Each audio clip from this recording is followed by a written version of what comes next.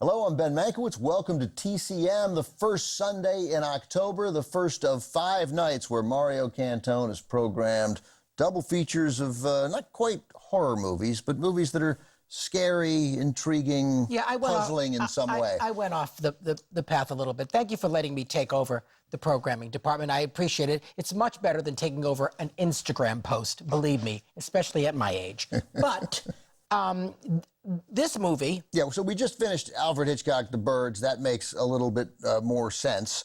Here, we're jumping forward 23 years, 1986. This is the musical adaptation of the 1960 Roger Corman film, Little Shop of Horrors. And it's not really a horror film. Neither was the original. No, not really. But the plant in this is pretty incredibly made and kind of scary at points. But it is, for my money, the last great movie musical ever made. Really? There's been some good ones, yeah, but this is the last great, and I'll tell you why it's great. In the 80s, especially in the 80s and now, when you film a musical on a real life, on the streets or on the hills of somewhere, it's weird. When you build that musical from the ground up and you design it, you can tell they're on a set. Yeah. And the art direction's just stunning in this.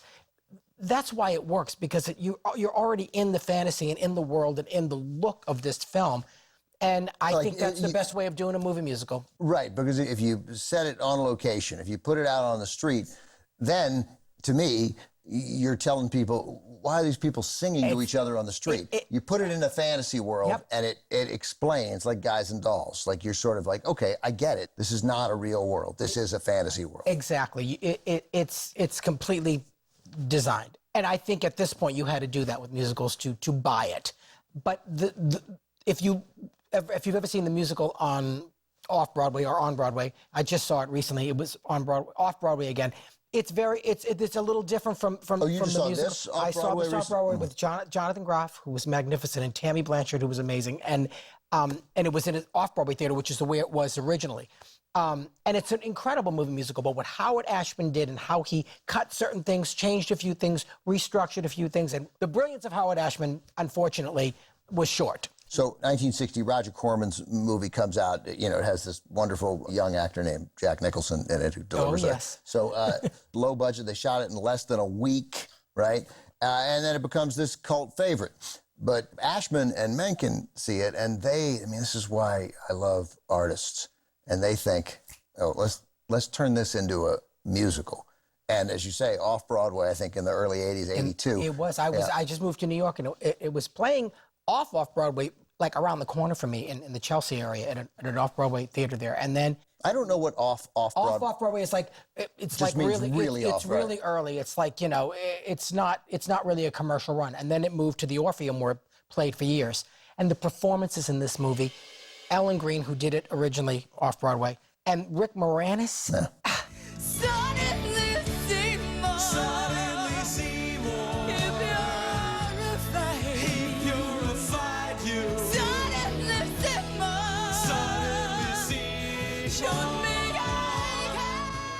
Ellen Greene is like, it's like watching Streisand and Finding Girl. It's that thrilling. And it's not her film debut, but it's her musical film debut, I believe. Steve Martin's hilarious, Bill Murray. It's one of my favorite movies ever. What kind of a weirdo plant is that, Seymour? I don't know. I think it's some kind of fly trap, but I haven't been able to identify it in any of my books. So in 82, you go see this off Broadway, and then, and clearly it was like this mesmerizing experience. You were like, that was unbelievable, oh, yeah, right? And then there's a tendency then, 4 years later, when Hollywood comes and you're set up to be disappointed by the movie. Completely set up for especially such a fan like yours, but that didn't happen. It didn't happen because of Menken and Ashman. And Ashman, you know, he was the boss. He did what he wanted to do with this movie. And the original creators took it from the stage to screen. And they're two different things, and you have to shift things, and he knew exactly what to do. And it's even a better movie than it is a musical on stage, I think. There's nothing like, it's thrilling. The opening, the opening. Where do you see the opening if you haven't seen it? I love this movie so much. I was thrilled. I was like, you know what?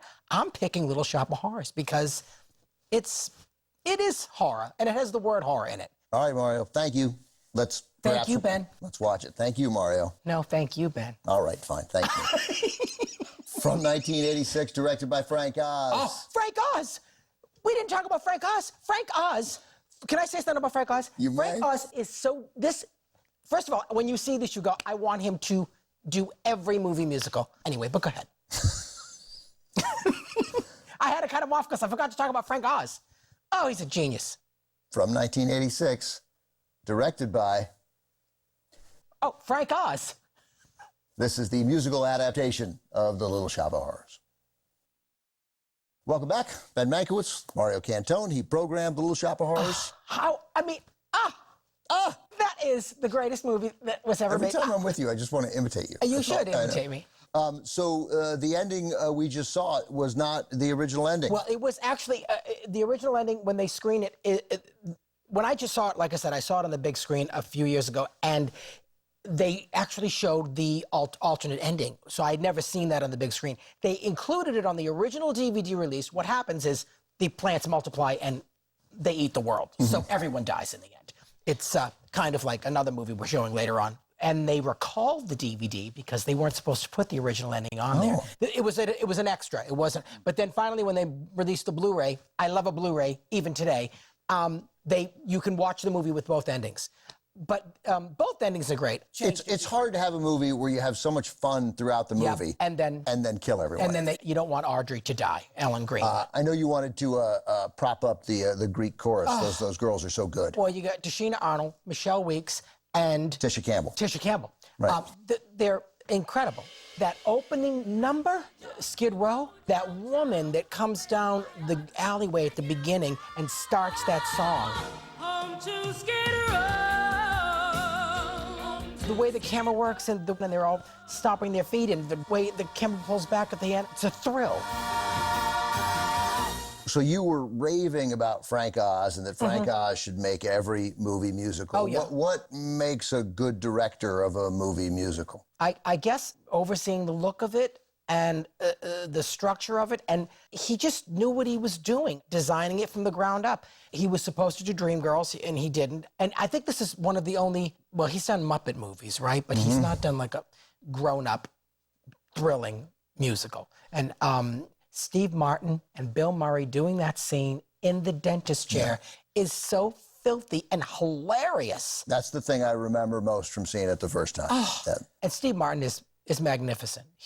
I think he's one of the greatest talents of our time. He's a wonderful actor. He's hilarious. And he's only a supporting part in this. Yeah. But, you know, it's a rare thing when a man like Steve Martin, an actor like Steve Martin, a comedian like Steve Martin can, you know, hold a whole movie together and be brilliantly hilarious, which he's done many times in his life. Mario, great stuff. Good first night. Great, Ben. Mario will be back next Sunday night and every Sunday night in October with a double feature of scary movies. That's Thanks very right, much. because I'm never leaving, Ben. I'm never going to leave. Stick around. Up next, Silent Sunday Night with Jacqueline Stewart.